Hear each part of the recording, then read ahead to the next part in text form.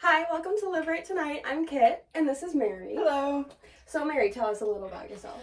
So I'm 31. I'm originally from Royal Oak. I have been working on going to school to get my associates for mental health social work. So I volunteered with my best friend who works here, and I thought it was a great opportunity. Awesome. So, how did you first get into the recovery community? So I first got into the recovery community. I started recreationally using drugs as a preteen. So I've kind of had problems all throughout life, but eventually my sister pushed me to go to rehab, and a lot of what they taught me stuck with me, and it just made me want to work with people so they can realize that even if they make mistakes, they don't have to live by them. Yeah. What made you finally ready to get clean? Unfortunately, I watched someone overdose and pass away in front of me. Yeah.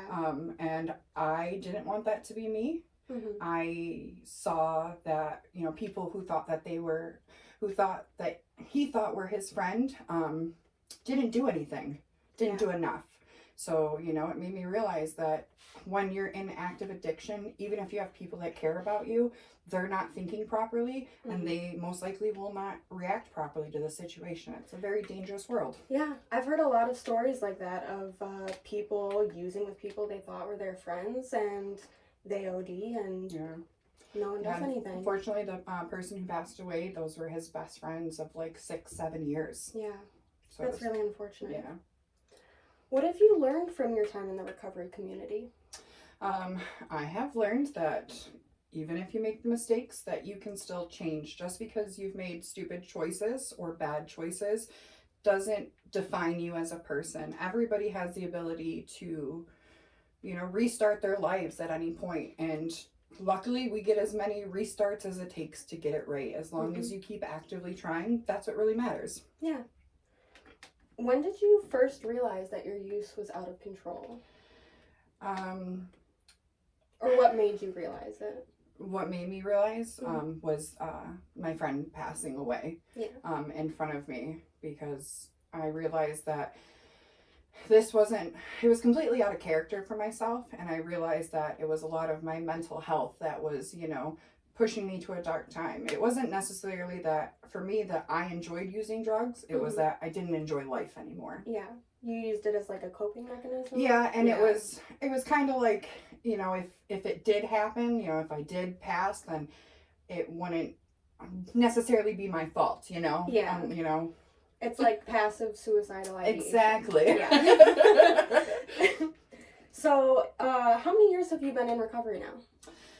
So I have been in recovery, geez, I'm going to age myself here. I'd say 7, almost 8 years now. That's a long time. Yeah. Congrats. Thank you. How do you give back to the community? So that's what I came here for. I really wanted to start giving back to the community, and I just wasn't really sure where to start. I knew that working to get my degree would eventually lead me there, but I really wanted to have a more rewarding career where I could work with people who wanted to be worked with. Yeah, I feel the same way. That's why I got into this job as well. Awesome. Yeah.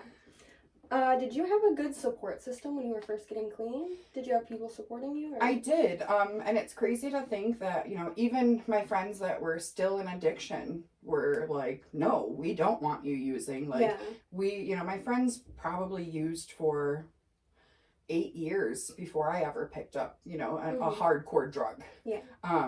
And so they were all very surprised when I started using, and they were very happy when I stopped. Yeah, they knew it was out of character. Yeah, even though they were still in active addiction, they're like, thank God, because this is not it for you. It's good that you had friends like that, and not like the other kind of friends. Yeah. Luckily I didn't have the misery loves company friends who wanted to keep me in the addiction. Yeah. What has been the most rewarding part about getting clean? I think the most rewarding part is probably being able to live a better life, being able to afford a car, being able to have my dogs be healthy and happy, being able to have trust back in my family. Yeah. I lost a lot of trust when I was, going through my addiction. Yeah. And it's nice to finally have that back. I got keys to my parents' house. I watch my, my niece and my nephew. Like, it's nice to be able to be there, because at one point I didn't think I'd ever be there. Yeah. So last question. What advice would you give to someone just beginning their journey in recovery? My advice would be to just not stop trying. You know, unfortunately, mistakes happen, but as long as you come back from that mistake, there is never going to be damage that can't be undone because of your addiction. Yep. I mean, obviously you can there's always earn that trust yeah, back. there's obviously some very extreme cases, but Yeah. most likely, you know, your friends and family love you. They're going to want you back in their life. You know, they want you alive. They want you healthy. They want you happy. So yeah, I definitely think just keep trying, you know, just don't give up, because that's the most important thing. All right, well, thank you, Mary, for being on the show. Thank you, everyone, for watching Live Rite Tonight. We'll see you next time. Bye. Bye.